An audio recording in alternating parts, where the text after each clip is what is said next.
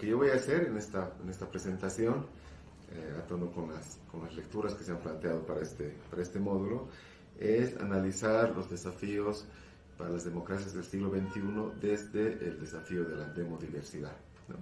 Cuando hablamos de desafíos, por supuesto también hablamos de tensiones, y cuando hablamos de democracias estamos hablando de la disputa por la construcción democrática, en un escenario básicamente en el que hay una imposición de un canon hegemónico de la democracia elitista, liberal, representativa. Tenemos una democracia subordinada a los imperativos del capitalismo, una democracia que ha tenido un vaciamiento y se ha quedado en solo sus formas. Y finalmente en América Latina, esto que se está discutiendo bastante, una democracia condicionada y cercada por las 3 Ds, ¿no? El desencanto, la desconfianza y la desconsolidación. En ese escenario, uno de los desafíos fundamentales para la democracia es avanzar en lo que yo plantearé como democracia intercultural en ejercicio, desde la experiencia boliviana, especialmente del proceso de las autonomías indígenas.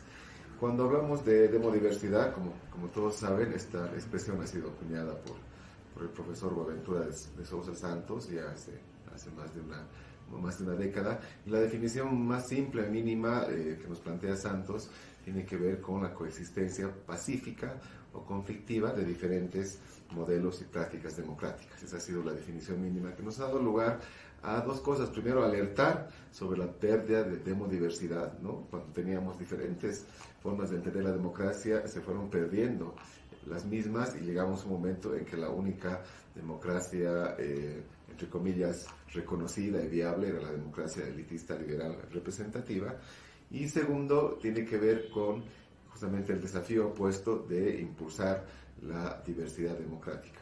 El principio es elemental. El principio es que no hay un modelo único y hegemónico de democracia al cual llegar o parecerse, como nos dijeron durante más de 2 décadas quienes estudiaron los procesos de transición y de la consolidación de la democracia en América Latina. Nos decían que hay una democracia ideal, ¿no? Democracia representativa, democracia electoral, y mientras más nos acerquemos o nos parezcamos a ese modelo ideal, más democráticos seremos, pero ese supuesto se hizo pedazos.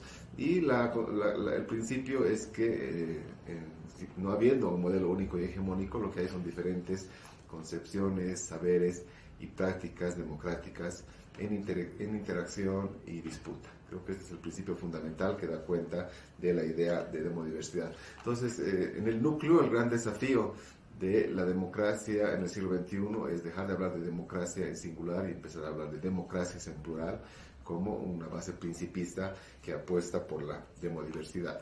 Y aquí no es que la democracia representativa, que es la más extendida, que es la que conocemos, la del sufragio universal, la de las elecciones, la de los partidos políticos, la de los derechos individuales, sea intrínsecamente mala.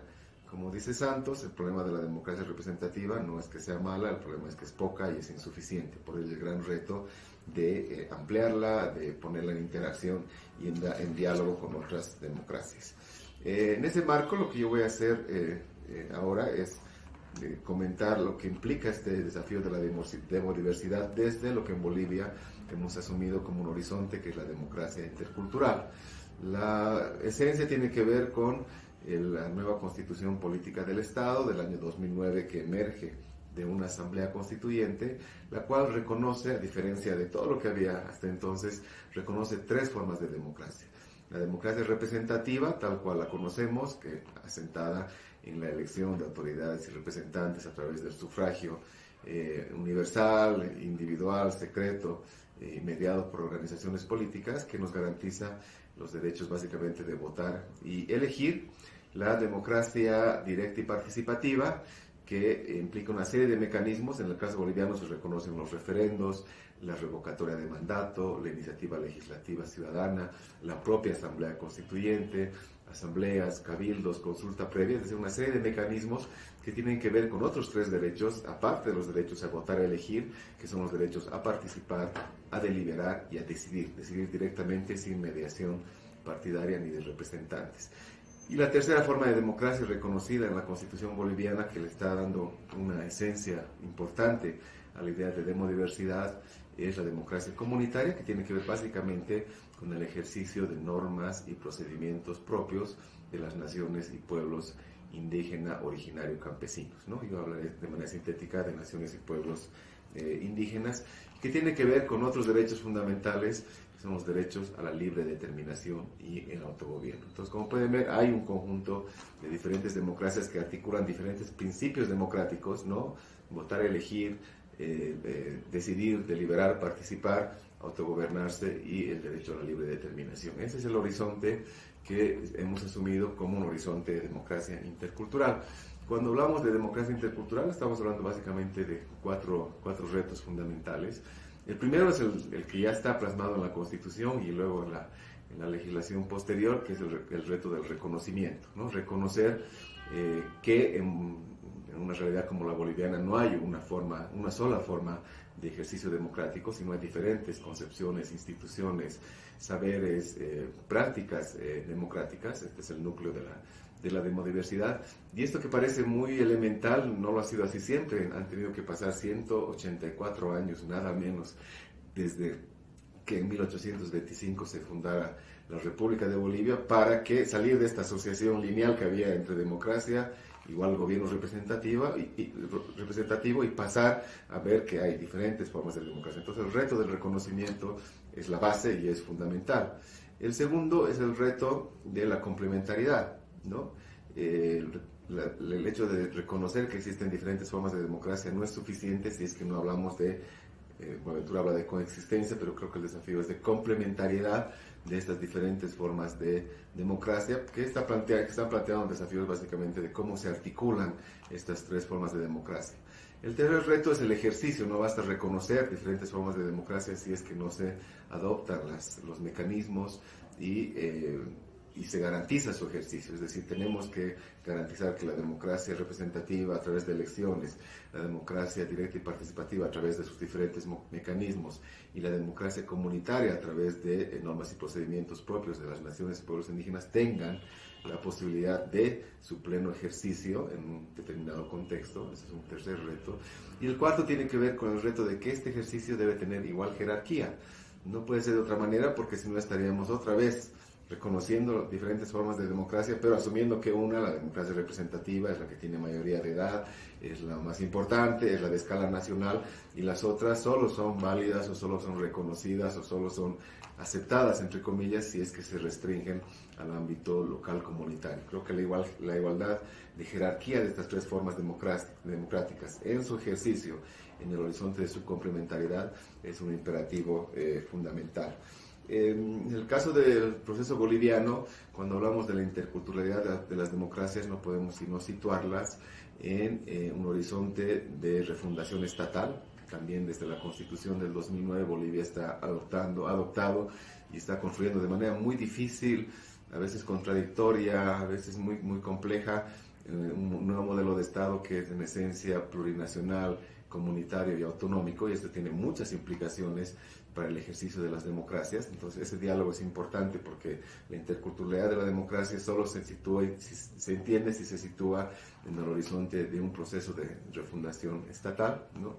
Y en términos específicos implica un doble deslinde. Primero, salir de esa mirada monocultural de la democracia representativa, que solo reconoce una cultura, homogeneidad institucional, una sola forma de ejercicio democrático, y niega, subordina, invisibiliza o elimina las otras formas. Entonces este es un primer desafío de la interculturalidad, superar la monocultura de la democracia representativa.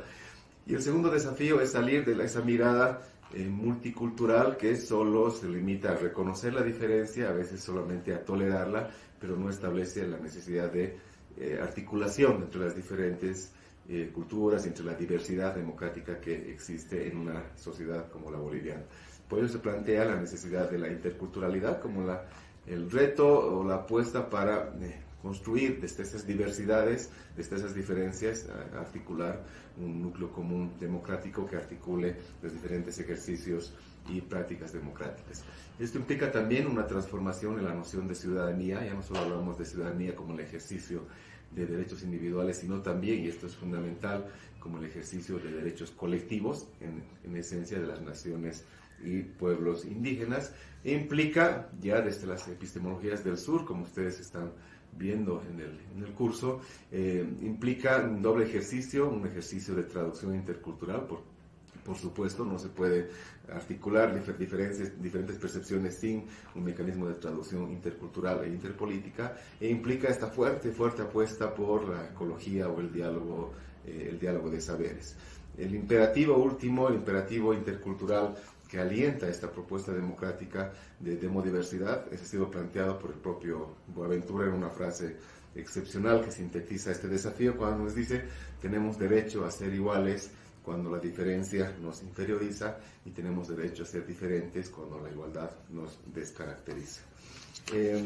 Tercero, y con esto voy cerrando esta presentación, cuando se empezó a discutir, y hay una larga discusión en América Latina sobre la articulación también difícil entre democracia representativa y democracia participativa, surgió esta idea de que el desafío era ampliar el canon democrático, no quedarnos en la democracia representativa asumida como el conjunto de reglas y procedimientos de autorización que provienen del voto individual y de todo el principio de representación política, lo que nos llevaba a esta idea de democracias muy limitadas, insuficientes, de baja o de bajísima intensidad. Entonces ahí surgió el desafío de lograr una articulación densa entre democracia representativa, que es imprescindible dentro de los estados modernos, y democracia participativa, lo que dio lugar a explorar diferentes mecanismos desde el proceso de autonomías indígenas en Bolivia, que es un proceso muy interesante, muy vigoroso, aunque ha tenido muchos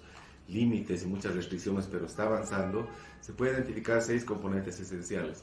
El primero es esta idea de la asamblea como máxima instancia, ¿no? La asamblea donde están todas no solo autoridades o representantes, sino todas las comunidades, como el espacio máximo de deliberación, de organización y de decisión, ¿no?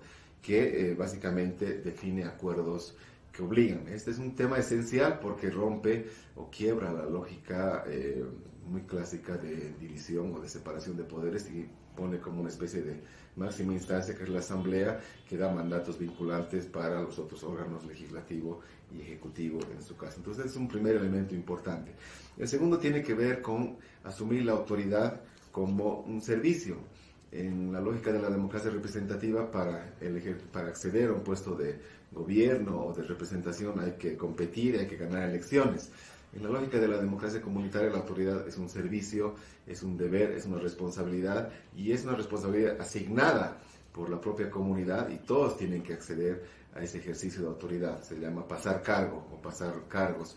Entonces no es algo que uno conquista en elecciones y compita para ganar un puesto de autoridad, sino la propia comunidad, un mecanismo generalmente de rotación, hace que todos en la comunidad ejerzan cargos, pasen cargos, y ese componente de la autoridad como servicio es un giro importante respecto a la propia noción de autoridad. El tercer componente tiene que ver con la idea de representación como mandato. Generalmente cuando hablamos del principio de representación política nos concentramos o nos limitamos al componente de la autorización, ¿no? Elegimos a representantes y les damos el mandato para que durante un cierto periodo de tiempo decidan por nosotros en las asambleas, en los congresos. En el caso de la democracia comunitaria, la representación asume un carácter de mandato vinculante. Hay, por supuesto, una discusión al respecto. Es un deber, y tiene que ver con esta idea muy cara en las democracias comunitarias del mandar obedeciendo, ¿no? Lo que hace el representante no es tomar decisiones por su cuenta con arreglo a lo que cree que piensa sus representados, sino lo que hace es articular y en algún caso canalizar la decisión colectiva común, esa decisión que ha sido tomada en asamblea y que implica un mandato vinculante, un acuerdo que obliga. Entonces este es un tercer elemento importante que está interpelando el núcleo mismo de la idea de representación política. El cuarto componente tiene que ver con la forma de la toma de decisiones. En la democracia representativa básicamente asumimos el principio de mayoría con reconocimiento, respeto de las minorías, porque es esencial, ¿no?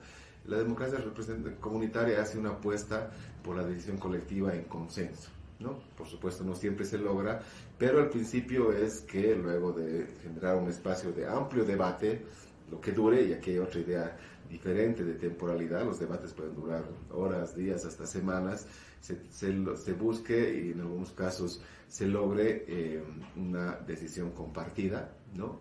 Que no necesariamente es unánime, pero expresa un sentir compartido, un acuerdo mayoritario o en algunos casos una posición predominante, ¿no? A veces esto encubre silencios, encubre los reconocimientos del derecho a la disidencia o a miradas distintas, pero el principio es asumir el consenso no solo como un método por el cual se toman decisiones colectivas, sino también el consenso como un objetivo, y esto implica tener mecanismos de deliberación y temporalidades que lleven a esa decisión compartida. El quinto elemento de los 6 que les voy a plantear es que en la democracia comunitaria, a diferencia de la democracia representativa, donde los partidos políticos son vehículos esenciales, ¿no? Toda la postulación de candidaturas, donde no hay candidaturas independientes, pasa por un sistema de organizaciones políticas o de partidos políticos. En la democracia comunitaria es una democracia sin partidos en esencia, ¿no? No reconocen partidos, no reconocen, bueno, obviamente no existen candidaturas porque no existen elecciones donde se postulan a cargos. Ya decía que la autoridad y el cargo es una responsabilidad asignada por la comunidad, y más bien se ve a los partidos con desconfianza, se los ve como partidos que entran a las comunidades a dividir. Entonces esto es un elemento importante porque también está interpelando esta idea de que sin partidos políticos no hay democracia, lo cual es por supuesto un principio esencial en la democracia representativa, pero está planteando que existen otros mecanismos de ejercicio de autoridad, de representación, de toma de decisiones a partir de organizaciones matrices, de autoridades originarias, de liderazgos orgánicos. Entonces, un quinto elemento que también nos plantea una discusión importante en relación al ejercicio de las democracias.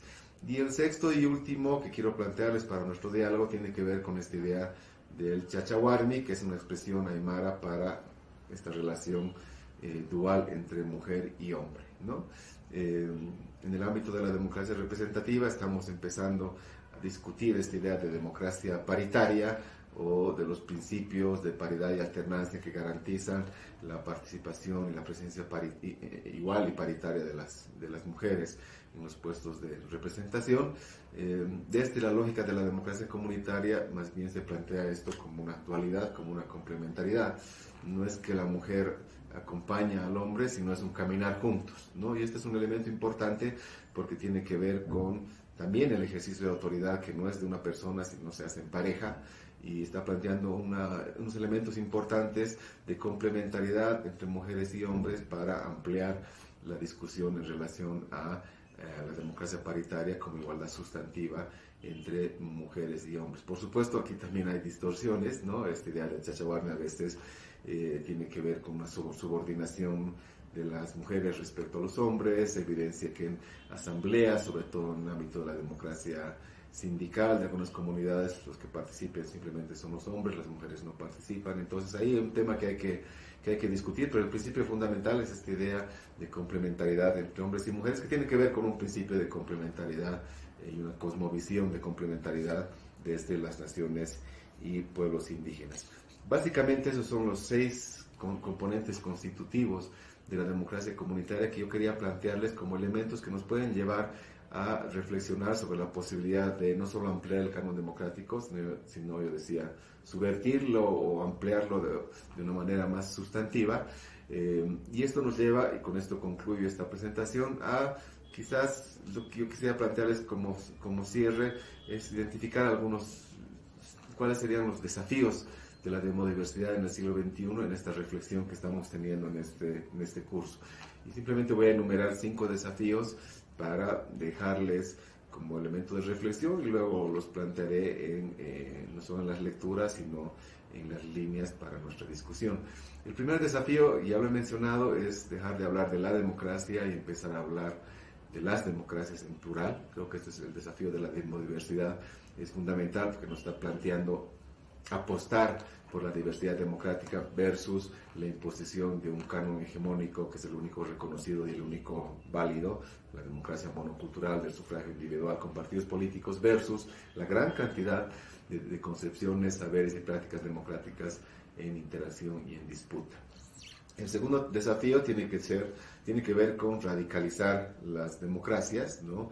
Y cuando hablamos de radicalizar las democracias, y ahí Boaventura es muy claro, plantea la necesidad de ponerlas en tensión con el capitalismo, ¿no? Aquí hay una amplia discusión de cómo el capitalismo está limitando, condicionando, vaciando la propia democracia, ¿no? Otro maestro portugués, José Saramago, nos decía: lo que pasa es que la democracia lo único que hace es elegir comisarios políticos que luego administran decisiones que toman poderes no democráticos, básicamente desde la economía, desde el capitalismo. Entonces, ¿cómo radicalizamos la democracia poniéndola en tensión con el capitalismo? Esta es una gran discusión, pero la planteo como desafío de las democracias para el siglo XXI. La tercera tiene que ver con esta idea de cómo avanzamos en la transformación de relaciones de poder en relaciones de autoridad compartida, ¿no? Y ahí también la apuesta que nos plantea Boaventura es fundamental y tiene que ver, creo yo,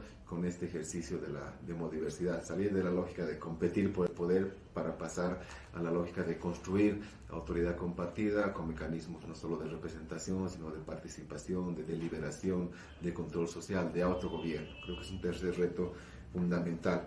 El cuarto tiene que ver con situar la disputa por la construcción democrática, porque efectivamente no es que hablamos de democracia o democracias como algo acabado, como algo estanco, sino hablamos por procesos de democratización y disputa por la construcción democrática. Entonces, es situar este imperativo del democratizar con estas tres palabras audaces también que ha trabajado el profesor Santos, que son desmercantilizar, descolonizar y despatriarcalizar, ¿no? Entonces nos está planteando situar el desafío de la demodiversidad y de las democracias en el siglo XXI en esta gran lucha contra los tres grandes sistemas de dominación: capitalismo, colonialismo, neocolonialismo y patriarcado, ¿no? Entonces es un desafío que, si ustedes quieren, más estructural, pero es importante tenerlo en cuenta.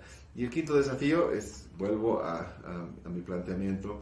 Creo que es valioso, muy valioso, consolidar la ampliación del canon democrático, pero creo que también plantearía como desafío la necesidad de dar un salto cualitativo y situar el canon democrático o subvertirlo en el horizonte de transformaciones estatales, sociales, más profundas, ¿no? Como situamos las democracias en sociedad en el ámbito de procesos de refundación estatal que se está viendo no son nada sencillos, que nos plantean retos adicionales.